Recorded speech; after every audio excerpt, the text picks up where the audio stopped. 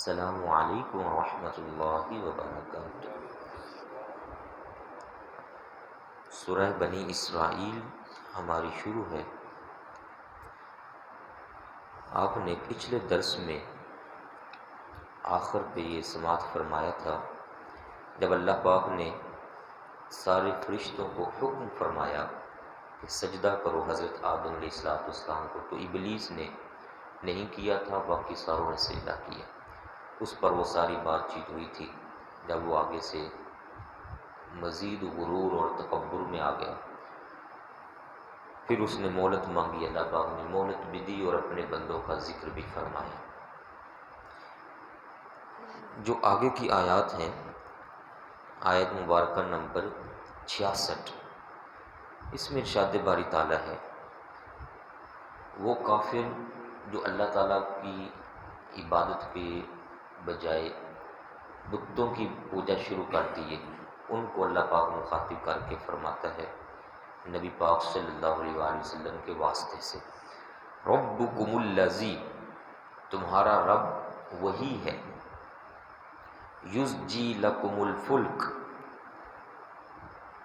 یزجی لکم الفلک فی البحر، جو تمہارے لیے کشتیوں کو چلاتا ہے دریاؤں کے اندر، لتبتغوا من فضلہ، تاکہ تم اس کا فضل تلاش کرو، انہ کان بکم رحیما، بے شک وہ تم پر مہربان ہے، وَإِذَا مَسَّكُمُ الضُّرُّ فِي الْبَحْرِ، اب جب تم جا رہے ہوتے ہو دریاؤں کے اندر، سمندروں کے اندر، کشتیوں میں، وہاں اگر تم کو آزمائش پہنچے، پریشانی پہنچے، نقصان پہنچے، مطلب موجوں میں طغیانی آئے، طوفان کی کیفیت بن جائے، پھر تم وہاں چیختے ہو، چلاتے ہو، ضل من تدعون الا ایاہ، تب تمہاری پکار کیا ہوتی ہے؟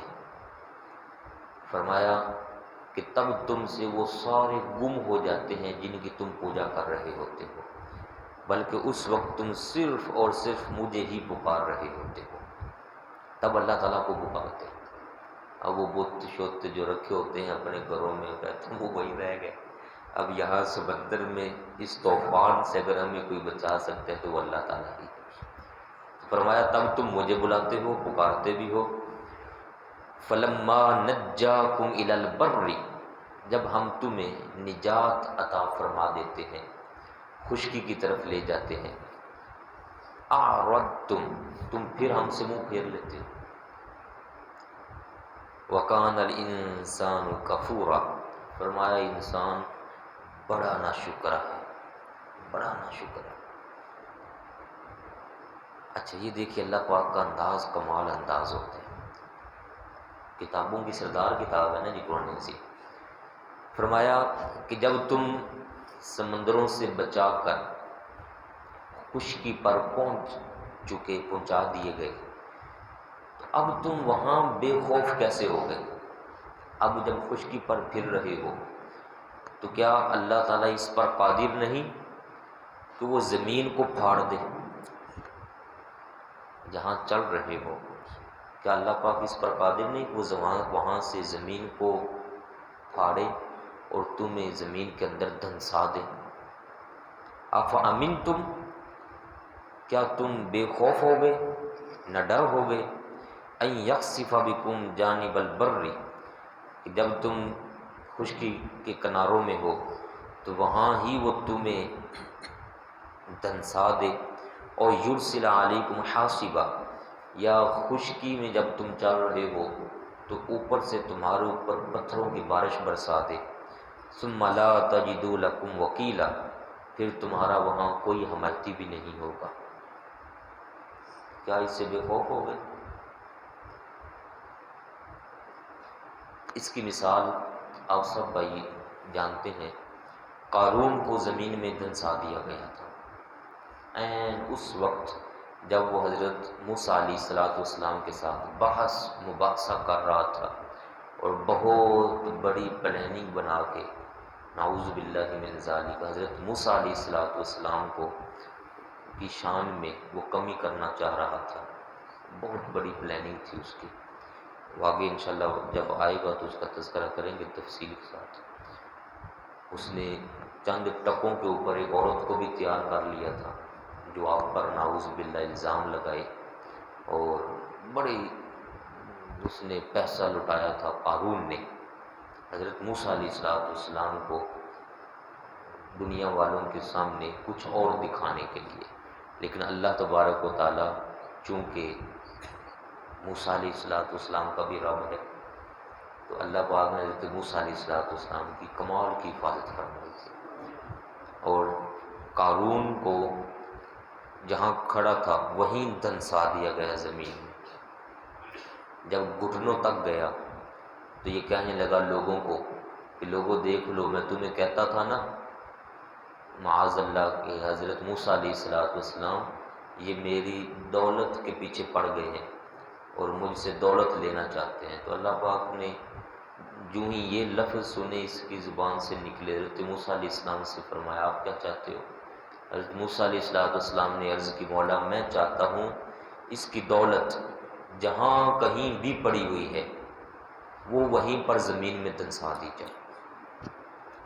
تو قارون کی دولت اس کے خزانوں سمیت، اس کے خزانے، اس کی دولت خود اس کی ذات سمیت زمین میں دنسا دیے گئے تھے، اور ہمیشہ کے لیے وہ عبرت بن گیا۔ ایک اس بندے کا ذکر بھی ملتا ہے حدیث پاک میں جس بندے نے اپنا تہبند دھوتی وہ بہت زیادہ لٹکائی ہوئی تھی نیچے پیچھے، وہ گھسیٹ گھسیٹ کے لا رہا تھا اور اکڑ کر چل رہا تھا، یہ صحیح بخاری شریف کی روایت ہے، اکڑ کر چل رہا تھا اور اللہ تعالیٰ کے سامنے اپنا غرور اور تکبر ظاہر کر رہا تھا، میں بہت بڑا ہوں۔ غرور اور متکبر آدمی اللہ تعالیٰ کو ویسے ہی پسند نہیں، تو یہ غرور کرتے ہوئے جب جا رہا تھا تو کریم آقا صلی اللہ علیہ وآلہ وسلم فرماتے ہیں کہ وہ اسی حالت میں تھا کہ جب اس نے پاؤں رکھا ایک جگہ سے اٹھا کر اگلی جگہ پر، تو اس اگلے والے حصے کو اللہ پاک نے حکم دیا کہ نیچے سے ہٹ جا۔ جب وہ اگلے پاؤں رکھنا چاہتا تھا، جب زمین سے ہٹی تو اس کا پاؤں اگلے حصے میں جب دھنسا تو پیچھے والے کو بھی حکم دیا کہ تو بھی ہٹ جا۔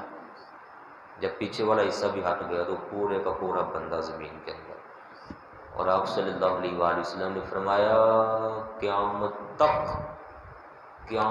تک وہ زمین کی تہوں کے اندر دنستا ہی چلا جائے گا۔ اللہ تعالیٰ قادر مطلق ہے، زمین بھی اس کے تابع ہے، آسمان بھی اس کے تابع ہے، وہ جو چاہے ان سے حکم لے لے۔ جب حضرت نوح علیہ السلام کا واقعہ پیش آیا تھا، طوفان نوح، تب اس نے آسمانوں سے کام لیا تھا پانی برسا دو، اور زمین سے کام لیا تھا کہ نیچے سے جتنا پانی ہے اوپر نکال دے۔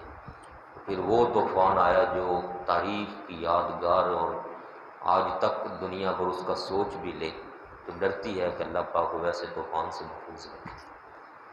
تو اللہ پاک فرماتا ہے کہ یہ جب میں ان کو نجات دے دیتا ہوں دریاؤں سے، سمندروں سے، خشکی کی طرف آ جاتے ہیں، یہ مجھے بھول جاتے ہیں۔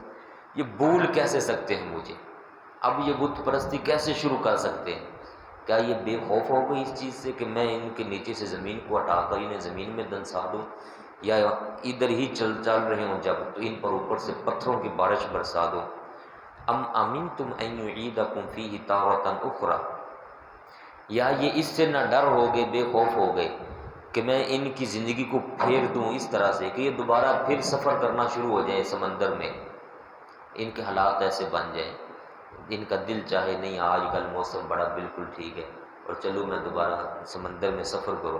جب پھر یہ سمندر میں جائے سفر کرنے کے لیے، فَيُرْسِلَ عَلَيْكُمْ قَاصِفًا مِّنَ الرِّيحِ، تو وہاں میں جہازوں کو توڑ دینے والی، کشتیوں کو، بیڑوں کو الٹ پلٹ کر دینے والی آندھی بھیج دو۔ فَيُغْرِقَكُم بِمَا كَفَرْتُمْ، تو ان کے کفر کی وجہ سے وہاں پانی ان کو غرق کرتے۔ ثُمَّ لَا تَجِدُوا لَكُمْ عَلَيْنَا بِهِ تَبِيًّا، اللہ اکبر، پھر اپنے لیے یہ کوئی ایسا نہیں پائیں گے جو ان کا پیچھا کرے اور ان کو وہاں سے نکال کے لے جائے۔ جب حضرت موسیٰ علیہ السلام تشریف لے کر گئے تھے تو فرعون کے ساتھ کیا ہوا تھا؟ کیا حضرت موسیٰ علیہ السلام کے لیے خشک راستے نہیں بنے تھے؟ اور جب فرعون اس میں داخل ہوا اور اس کی فوج داخل ہوئی، وہی پانی آپس میں مل نہیں گیا تھا؟ اللہ پاک فرماتا ہے یہ بے خوف کیسے ہو سکتے ہیں مجھ سے؟ یہ میری ذات سے، میری قدرت سے اپنے آپ کو باہر کیسے سمجھ سکتے ہیں؟ اللہ اکبر۔ اس لیے میرے پیارے بھائیوں، ہر حال میں اللہ تبارک و تعالیٰ کی قدرت سے خوف اور اس کی جو طاقت ہے اس سے بے خوف بندے کو نہیں ہونا چاہیے۔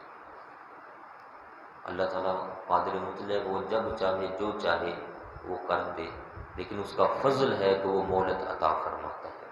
اور یہاں تو کافروں کو ارشاد ہو رہا ہے کہ بے خوف مت ہو۔ وَلَقَدْ كَرَّمْنَا بَنِي آدم،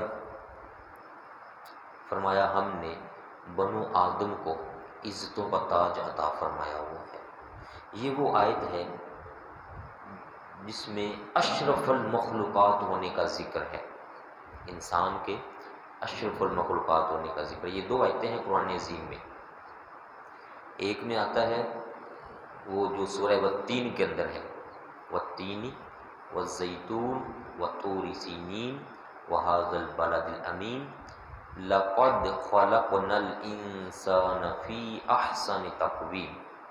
ایک یہ والی آیت، اس میں احسن تقویم کا ذکر ہے، خوبصورت بنائے جانے کا، کہ ہم نے انسان کو خوبصورت بنایا ہے ساری مخلوق میں سے، وہاں خوبصورتی کا ذکر ہے۔ لیکن یہ جو آیت ہے سورہ بنی اسرائیل کی آیت مبارکہ نمبر 70، اس میں اس خوبصورتی کے ساتھ ساتھ ایک یہ بھی ذکر ہے کہ ہم نے ساری مخلوق میں سے چن کر جو عزت اور شرف ہے، اشرف المخلوقات ہونے کا تاج انسان کو عطا فرمایا ہے۔ وَلَقَدْ كَرَّمْنَا بَنِي آدم، بے شک ہم نے بنو آدم کو عزت عطا فرمائی ہے۔ وَحَمَلْنَاهُمْ فِي الْبَرِّ وَالْبَحْرِ، اور اس کو ہم نے سوار کیا ہے خشکیوں کے اندر بھی اور تریوں کے اندر بھی، مطلب خشکی میں بھی یہ سفر کر سکتا ہے، سمندروں میں بھی یہ سفر کر سکتا ہے، اور یہ سفر کرنے کے جتنے ذرائع ہیں وہ بھی سارے اللہ پاک فرماتے ہیں ہم نے عطا فرمائے۔ تو اگر کوئی بندہ جہاز بنا لے تو اس کو یہ نہیں کہنا چاہیے کہ نا میں نے جہاز بنا لیا، یہ شکر کرے کہ مجھے اللہ پاک نے عقل ایسی عطا فرمائی کہ میں نے اس کی دی ہوئی نعمتوں کو صحیح استعمال کیا۔ کوئی بھی چیز بنا لے تو بجائے غرور تکبر میں آنے کے شکر کی طرف جائے گا تو پھر اللہ تعالیٰ کی بارگاہ میں وہ مقرب ہو جائے گا، شرط ہے کہ ایمان موجود ہو۔ وَرَزَقْنَاهُم مِّنَ الطَّيِّبَاتِ، اب دو چیزوں کا ذکر پیچھے فرمایا ہے، خشکی اور تری، تو فرمایا ہم انسان ہی کو خشکی میں سے بھی روزی عطا فرماتے ہیں اور تری میں سے بھی روزی عطا فرماتے ہیں۔ وَفَضَّلْنَاهُمْ عَلَىٰ كَثِيرٍ، اور بڑی مخلوق پر ہم نے انسان کو فضیلت دے دی، اور یہ فضیلت دینا، ایک دوسرے سے افضل کرنا، یہ ہمارا فضل ہے انسان کے اوپر۔ يَوْمَ نَدْعُو كُلَّ أُنَاسٍ بِإِمَامِهِمْ، یہ آیت بہت بڑی آیت ہے، ساری آیات بہت بڑی ہیں، لیکن اس میں ذرا مفہوم سمجھنے والی بات ہے۔ فرمایا میدان حشر میں ہر آدمی کو اس کے امام کے ساتھ بلایا جائے گا۔ امام کس کے پیچھے چلتا تھا، رہنما کس کو مانتا تھا۔ یوم ندعو کل اناس بامامہم، اپنے امام کے ساتھ ان کو بلایا جائے گا۔ حق امام ہوں گے تو ان کے پیچھے، اور اگر باطل لوگوں کو مان بیٹھا تو ان کے پیچھے۔ اس پر ایک حدیث پاک لکھی مفسرین نے کہ سیدنا حضرت بلال حبشی رضی اللہ تعالی عنہ کو جب بلایا جائے گا تو حضرت بلال کے پیچھے جتنے مؤذن ہوں گے دنیا کے اندر، اللہ پاک کی رضا کے لیے اذانیں دینے والے، ان ساروں کو حضرت بلال کے پیچھے کھڑا کر دیا جائے گا۔ حضرت بلال رضی اللہ تعالیٰ عنہ گردن کو بلند کیے ہوئے ہوں گے. آپ صلی اللہ علیہ وآلہ وسلم نے فرمایا سارے حشر والے گردنیں جھکائے ہوں گے لیکن مؤذنین اپنی گردنوں کو اٹھائے ہوں گے. آنکھیں جھکائے ہوں گے, گردن اٹھائے ہوں گے, آنکھیں اوپر نہیں کریں گے. آنکھیں گردن اٹھا کر بھی نیچے ہو سکتی ہیں. فرمایا گردنیں اٹھائے ہوں گے لیکن آنکھیں جھکائے ہوں گے, ان کی گردنیں سب سے بلند ہوں گی. حضرت بلال سب کے آگے ہوں گے اور حضرت بلال رضی اللہ تعالیٰ عنہ وہاں شروع کر دیں گے اللہ اکبر اللہ اکبر. حشر والے خاموش ہوں گے لیکن حضرت بلال رضی اللہ تعالیٰ عنہ اذان کی صدائیں وہاں بھی بلند فرما رہے ہوں گے. فرمایا جب وہ اذان کی آواز لگائیں گے تو پیچھے مؤذنین بھی ان کے پیچھے یہی آواز لگانا شروع ہو جائیں گے, اللہ اکبر اشہد ان لا الہ الا اللہ اشہد ان محمد رسول اللہ کہتے کہتے میدان حشر میں جہاں ان کے ٹھہرنے کا مقام ہوگا وہاں ان کو لے آیا جائے گا. اور فرمایا جو ہی وہاں پہنچیں گے تو حضرت بلال کے لیے خاص حکم ہوگا کہ اے بلال تم یہاں سے نکل کر عرش الہی کے سائے میں چلے جاؤ, تمہیں یہاں نہیں روکا جائے گا. تو ان کو اللہ پاک وہاں عرش کا سایہ نصیب فرمائے. شرط یہ ہے کہ اذانیں لوگوں کے دکھلاوے کے لیے نہ دی جائے. اس میں بڑی بات ہے اذانوں کی کہنے میں بھی, تلفظ ٹھیک ہو, ادائیگی ٹھیک ہو اور دکھلاوے کے لیے نہ ہو. اگلے دن مجھے وہ ڈاکٹر صاحب ایک بات سنا رہے تھے, کہاوت, جنگل میں مور ناچا کس نے دیکھا, جنگل میں مور ناچا کس نے دیکھا. یہ بہت بڑی بات ہے, اس کے اندر بڑا کچھ ہے. جنگل میں مور ناچا کس نے دیکھا. تو فرمایا ہم ہر ایک کو امام کے ساتھ بلائیں گے. اب ایک طرف سیدنا صدیق اکبر بھی کھڑے ہوں اور دوسری طرف ابو لہب ابو جہل بھی کھڑا ہو. تو صدیقی جو گروہ ہے ان کو سیدنا صدیق اکبر کے پیچھے کھڑا کر دیا جائے گا اور ادھر ابو لہب ابو جہل کے ماننے والے اس کے پیچھے. ایک طرف امام حسین کو کھڑا کیا جائے اور دوسری طرف یزید کو کھڑا کیا جائے. یزیدی پیسے کی خاطر جنہوں نے امام حسین اور سارے کنبے کو شہید کر ڈالا, چلو سارے یزید کے پیچھے ہو جاؤ. اور ادھر امام حسین کھڑے ہوں, آپ کے گلے مبارک سے تازہ خون بہہ رہا ہو, تازہ خون, شہید کے جسم سے تازہ خون بہتا ہوگا میدان حشر. تازہ خون آپ کے جسم سے جاری, آپ کے چھوٹے چھوٹے جو بچے وہاں شہید ہوئے, جوان شہید ہوئے, ان کے جسموں سے خون جاری. اور وہ ایک طرف کھڑے ہوں, ان کے پیچھے شہداء کو کھڑا کیا گیا ہو. اور جو امام حسین کو اپنا واقعی صحیح کا امام مانتے ہیں, صرف نعرے بازی میں نہیں, صحیح کا امام مانتے ہیں, ان کے نقش قدم پر چلتے ہیں, ان ساروں کو کہا جائے کہ تم نے اپنا امام حسین کو بنایا, لہذا آ جاؤ پیچھے. اور ادھر یزیدی فوج کو ان کے پیچھے کھڑا کر دیا. یہ ہے امتیاز, جدائی. اللہ پاک فرماتا ہے یوم ندعو کل اناس بامامہم. دنیا کے اندر اب کئی طرح کے لیڈر پائے جا رہے ہیں. ایک وہ کہتے ہیں جو بے حیائی پھیلاؤ, عورتوں کو عریاں کر دو, ان کے جسم جو ہے وہ ظاہر کر دو, فحاشی پھیلا دو. ان کو بھی کھڑا کیا جائے گا اور ان ساروں کا سرغنہ وہ نضر بن حارث ہوگا, حارث بن نضر بن قلدہ ہوگا, جس کا واقعہ میں نے پچھلے 2 جمعوں میں سنایا تھا, جس نے ناچ گانے کو پروموٹ کیا تھا قرآن پاک کے مقابلے. اس کو کھڑا کیا جائے اور یہ سارے جو بے حیائیاں پھیلانے والے ان کو اس کے پیچھے کھڑا کر دیا جائے. اور دوسری طرف حیاؤں کے تاجدار حضرت عثمان غنی رضی اللہ تعالیٰ کو کھڑا کیا جائے گا. کہا جائے گا جو با حیا تھے, شرموں والے تھے, وہ سارے کے سارے حضرت عثمان غنی کے پیچھے ہو جائے. تو یہ تقسیم کاری ہو رہی ہوگی. اور جب عورتوں کو کھڑا کیا جا رہا ہوگا تو وہی ناچنے والیاں, گانے والیاں, بے حیا, فحاشی پھیلانے والی عورتوں کو کھڑا کر کے یہ ساری ان جیسیوں کو ان کے پیچھے کیا جائے گا.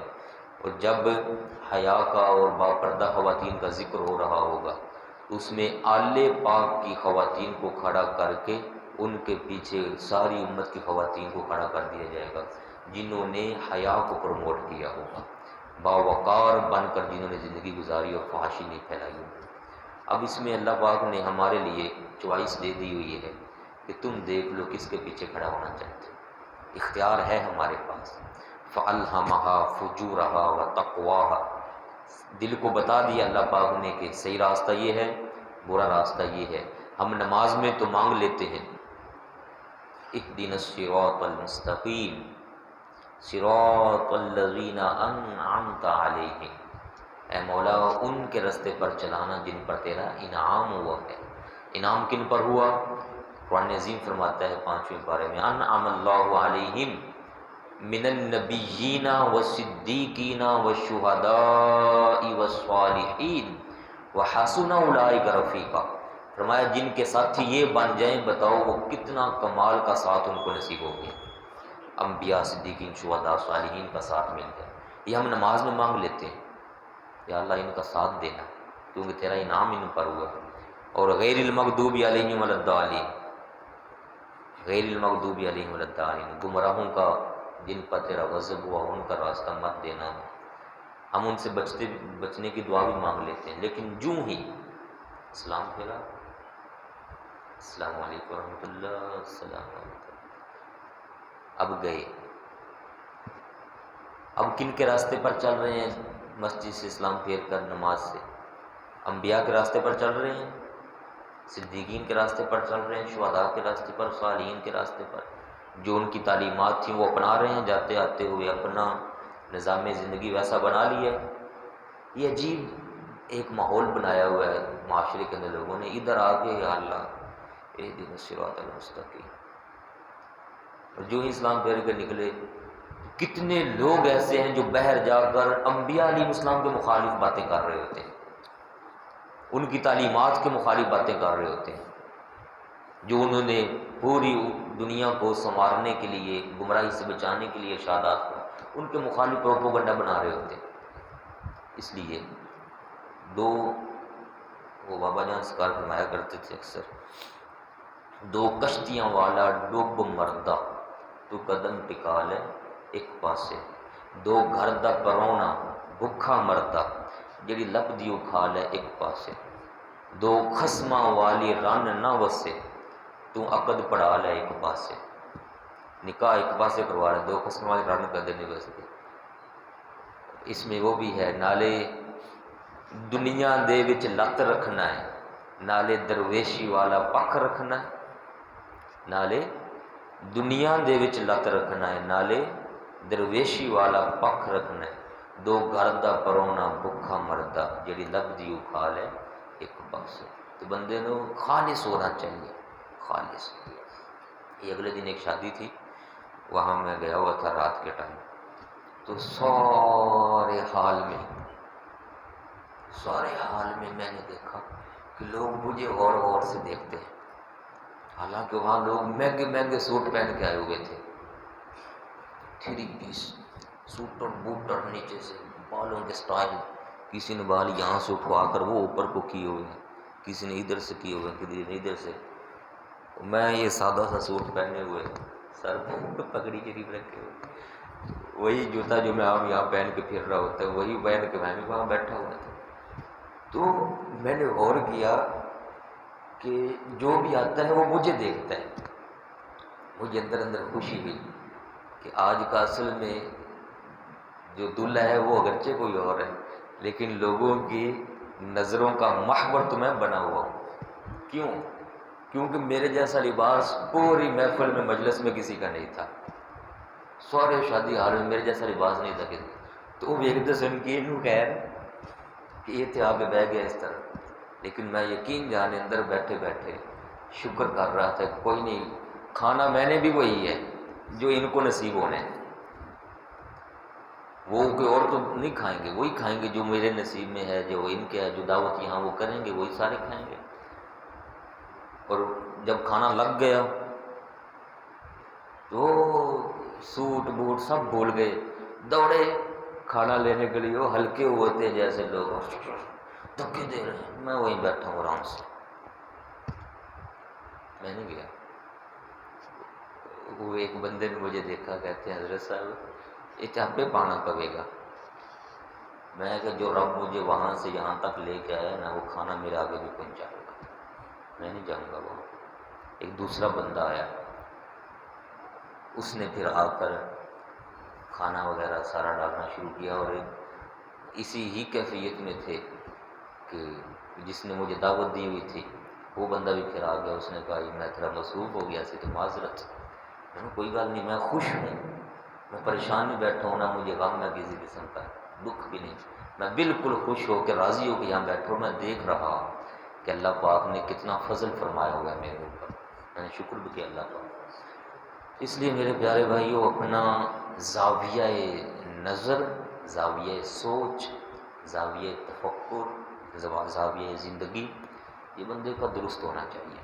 اللہ تعالیٰ سے میں اکثر کہتا ہوں ہم شکر کیا کریں کہ ہمیں اللہ پاک نے بڑے کرم و فضل سے نوازا ہوا ہے۔ پھر ارشاد عظیم ہے اسی آیت میں، ہم ہر ایک کو اس کے امام کے ساتھ بلائیں گے، فمن اوتیا کتابہ بیمینی، جس کو نامہ اعمال دیا گیا دائیں ہاتھ میں، رائٹ ہینڈ میں، فاولئک یقرؤون کتابہم، وہ بار بار کھولیں گے اپنا اعمال نامہ اور لوگوں سے کہیں گے آؤ آ جاؤ آ جاؤ سن لو ہمارے اعمال نامے، یہ ہمیں سیدھے ہاتھ میں دیے گئے ہیں اور یہ ہمارا اعمال نامہ ہے۔ ولا یظلمون فتیلا، فرمایا ان پر فتیلہ کے برابر بھی ظلم نہیں کیا جائے گا۔ یہ فتیلہ کیا ہوتا ہے؟ دھاگا نہیں ہوتا، دھاگا، دھاگا کتنا باریک ہوتا ہے، فرمایا اس دھاگے کی باریک جتنی باریکی ہے اس کے برابر بھی ہم کسی پر ظلم نہیں ہونے دیں گے وہاں پر۔ اور اس فتیلہ کی تفسیر میں ایک اور بات لکھی مفسرین نے، یہ جو کھجور کی گٹھلی ہوتی ہے نا، گٹھلی جب اوپر سے کھا لیں وہ گودا، اوپر سے اوپر کا میوہ، نیچے سے گٹھلی نکلے، اس گٹھلی کے اوپر ایک باریک سی جھلی سی بنی ہوتی ہے، بالکل باریک سی جھلی ہوتی ہے۔ فرمایا یہ فتیلہ سے مراد وہ باریک جھلی بھی ہو سکتی ہے۔ تو اللہ پاک فرماتا ہے کہ ہم اس باریک جھلی کے برابر بھی کسی کے اوپر ظلم نہیں ہونے دیں گے، وہاں انصاف ہوگا۔ اس لیے ہمیں آقا پاک نے تعلیم دی، یہاں لینے دینے کا جو سسٹم ہے دائیں ہاتھ سے کرنا چاہیے۔ جب چیزیں پکڑاؤ دائیں ہاتھ سے پکڑاؤ، لو تو دائیں ہاتھ سے لو، یہ عادت ڈال لے بندہ۔ میں اکثر پہلے اس پر کئی دفعہ درس دے چکا ہوا ہوں، ہماری عادت میں یہ چیز کم ہے، لوگ دھیان نہیں کرتے، الٹے ہاتھ سے پکڑ لیتے ہیں، الٹے ہاتھ سے کھا بھی لیتے ہیں، پکڑا بھی دیتے ہیں۔ دائیں ہاتھ سے لیں دیں لیں دیں لیں دیں۔ میں ایک دفعہ یہاں جوس پینے کے لیے ٹھہرا تھا، یہ اگلے پل پر، گنے کا جوس، یہ بڑی پرانی بات ہے، تو وہ ڈال کے نا گلاس میں ڈال کے پکڑاتا جا رہا ہے، الٹے ہاتھ سے پکڑا رہا تھا۔ میں نے اس کو کہہ دیا کہ یار سیدھے ہاتھ سے پکڑاؤ، تو کہنے لگا میں نے اگو کہ پھر ہے کھبا ہاتھ وڈ کے سٹ دے رہی ہے۔ میں کہوں وڈ کے سٹنا نہیں ہے، اس کے ساتھ استنجا کیا کرو، اس کے ساتھ صفائی کیا کرو جسم کی، اور جب اس ہاتھ سے اٹھایا نہ جا رہا وہ سامان تو پھر اس کے ساتھ مدد لیا کرو۔ تو اس کے اپنے فنکشن ہے استعمال کرنے کے لیے، اللہ پاک نے اس کے لیے بڑا کچھ رکھا ہے، اس کو اس کے کام ہے اپنے، لیکن جو کام ہمیں آقا پاک نے سیدھے ہاتھ سے کرنے کا فرمایا ہے وہ سیدھے ہاتھ سے کیا کرنا۔ تو مجھے کہتا ہے کہ اب پکڑ لے یار مولوی، وہ کھبے ہاتھ نہ لکھ بجے گا، اب پکڑ لے یار مولوی میرے گاہ کھلوتے ہیں۔ میں نے کہا ادھر رکھ دو، ادھر رکھ دو۔ اس نے غصے میں وہاں رکھ دیا، تو میں نے وہاں رکھا ہوا اٹھا لیا، اب اس کے الٹے ہاتھ سے میں نے نہیں پکڑا۔ جب میں نے اس کو 20 روپے دیے تو پھر میں نے کہا یار ایک سجا تھا پکڑ لے، تیرا فائدہ اندے کہنا چل لیا یار ہو رہا، چل لیا یار ہو رہا۔ مطلب تھوڑی بہت بات چیت ہوئی، وہ غصے میں تھا، جو بھی ہوا، لیکن آخر اس نے پکڑ لیا۔ یہ ہمیں اب سے تعلیم دینی چاہیے اپنے بچوں کو بھی، سیدھا ہاتھ سیدھا پکڑنے دینے میں۔ جب یہاں مسجد سے اندر آئیں ہمیں بعض دفعہ جوتا اٹھانا پڑتا ہے، تو جوتا کبھی سیدھے ہاتھ سے نہ اٹھائیں، جو اچھے کام ہیں وہ سیدھے ہاتھ سے کرنے چاہیے، جو قباحت جس میں ہے، مکروہ تھوڑے سے کام بن جائیں وہ الٹے ہاتھ سے، جوتا الٹے ہاتھ سے اٹھائیں، باہر لے جائیں، باہر سے اندر لانا ہے، جوڑنا ہے۔ ہاں جب جوڑنے کے لیے نہیں کام دیتا تو پھر بندہ سیدھے ہاتھ کو استعمال کر سکتا ہے۔ روٹی دینی ہو سیدھے ہاتھ سے پکڑائیں گھر میں۔ اس کا فائدہ کیا ہوگا؟ جب سیدھے کی عادت پڑ جائے گی نا تو میدان حشر میں جب فرشتے آئیں گے اعمال نامہ تھمانے کے لیے تو بندہ وہاں پھر سیدھا ہاتھ آگے کرے۔ دو، اب اگر فرشتہ کو کہہ دیتا ہے کہ تیرا اعمال نامہ اس قابل نہیں ہے کہ تیرے سیدھے ہاتھ میں دیا جائے، الٹا ہاتھ کر آگے، تو بندہ تھوڑی سی ہمت ہو جائے، اگر اللہ پاک کی طرف سے فضل ہو جائے تو یہ کہہ سکتا ہے کہ میں نے ساری زندگی اس پر عمل کیا ہے، اپنے آقا پاک کی سنت کو اپنایا، سیدھے سے دیا ہے، سیدھے سے لیا ہے، تو تم بھی مہربانی کرو۔ اب اگر اللہ تعالیٰ فضل فرمانے پہ آ جائے تو فرما دے ٹھیک ہے فرشتوں اس کو سیدھے ہاتھ میں دے دو، بس یہ ظاہری طور پر چھوٹا سا عمل ہے، دینا ہی ہے نا، لو جی پکڑنا ہی ہے، لیکن اللہ پاک فرماتا ہے جن کو مل گیا سیدھے ہاتھ میں، پھر وہ آوازیں دے دے کر کہیں گے آ جاؤ بھائی دیکھ لو میرا اعمال نامہ، اور ظلم ان پر نہیں ہوگا۔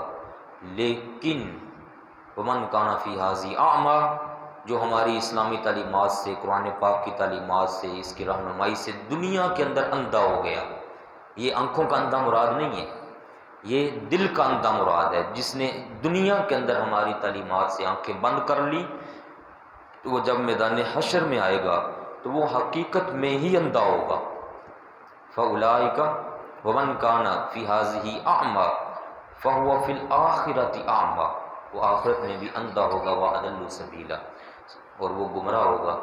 16ویں پارے میں ایک آیت آتی ہے جہاں میں یہ لکھا ہوا ہے کہ یہ وہاں پر کہے گا کہ مولا میں دنیا میں دیکھ سکتا تھا لیکن آج میں اندھا کیوں ہو کے یہاں لایا گیا ہوں۔ اس کو آگے سے حکم ہوگا چونکہ تو نے ہمارے احکام سے اپنے دل کی آنکھیں بند کر لی، اس لیے ہم نے تجھے یہاں ظاہری اندھا کر دی۔ اللہ تعالیٰ ہماری حفاظت فرمائے اور اپنی عظیم تعلیمات پہ عمل کر کے اپنی آخرت سنوارنے کی توفیق عطا فرمائے۔ وما علینا الا البلاغ المبین۔ بسم اللہ۔